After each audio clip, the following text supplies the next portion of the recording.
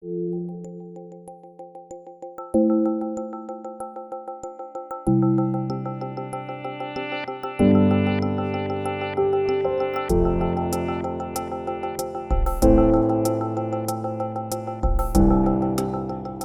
ici que tout se décide. Les membres du comité de pilotage du MAZ sont un peu les gardiens du temple, à charge pour eux de décider si oui ou non une entreprise peut être certifiée. Notre rôle, c'est sur la base de ce que l'auditeur va nous présenter, qui sont l'auditeur et les yeux et les oreilles du comité de pilotage, on va devoir se prononcer si oui ou non les membres respectent les exigences du référentiel du MAZ. Alors c'est important pour l'entreprise, effectivement, puisque l'entreprise joue gros. Elle joue sa certification, qui est l'objet premier de l'association.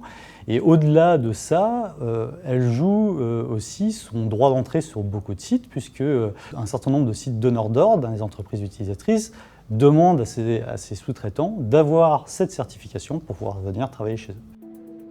Alors comment se prennent les décisions? Eh bien de la manière la plus objective possible. Ici, les auditeurs se préparent pour le grand oral. Ce sont eux qui sont allés sur le terrain, rencontrer les employés et l'encadrement. Passé cette porte, ils ont environ 30 minutes pour expliquer ce qu'ils ont observé en matière de santé, sécurité et environnement dans l'entreprise auditée. Nous, on audite les entreprises, mais ce n'est pas nous qui les certifions. C'est le comité de pilotage qui délivre la certification. Et du coup, nous, on vient présenter les dossiers au comité de pilotage pour lui permettre de se faire un avis et déterminer si l'entreprise peut être certifiée ou non. La restitution est très cadrée. Ici, pas de figure libre, mais des thèmes imposés. Une présentation de l'entreprise, une synthèse de l'audit système et de l'audit terrain, les tendances des indicateurs SSE de l'entreprise, les écarts de l'audit et une synthèse du dossier. Enfin, le comité de pilotage pose des questions à l'auditeur. La séance de questions-réponses, ce sont principalement des précisions que souhaitent avoir certains membres du comité sur certains éléments présentés. Un accident, par exemple, a interpellé un des membres qui souhaite avoir des précisions sur ce qui s'est passé, sur la façon dont l'entreprise a traité cet accident-là. Voilà, donc l'idée, c'est de pouvoir rentrer dans le sujet de façon suffisamment approfondie et suffisamment claire pour pouvoir se faire une idée à la fin. À la fin de la restitution et une fois que l'échange de questions-réponses est terminé, il y a un vote qui se fait. L'auditeur fait une préconisation de certification et ensuite le comité de pilotage, l'ensemble des membres, vote à main levée si c'est 0, c'est-à-dire que l'entreprise n'a pas le niveau pour être certifiée, si c'est 1 an ou si c'est 3 ans. Donc nous, évidemment, notre jugement, il n'est pas subjectif, on se base vraiment sur le référentiel qui est vraiment ce qui fait foi. Et nous, on évalue effectivement si par rapport à ce que l'auditeur nous restitue, si les exigences sont respectées, et donc on est là pour nous assurer que c'est bien le cas. La décision finale doit être prise à la majorité, c'est une garantie d'objectivité.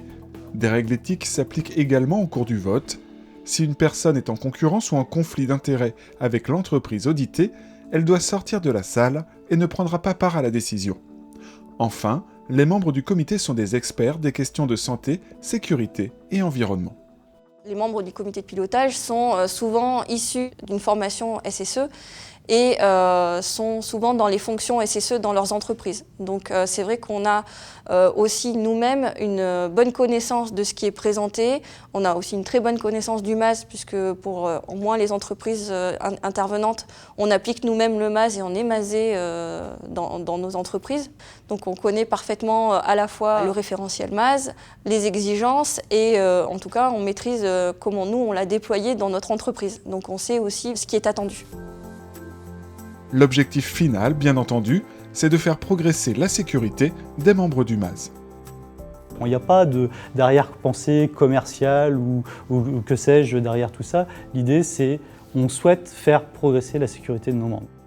Je crois qu'on porte tous en nous le fait qu'on ne peut pas accepter que des gens se blessent au travail, c'est pas possible. Et au travers de l'association, c'est le message qu'on porte, qu'on est là pour faire en sorte que chacun rentre chez soi sain et sauf.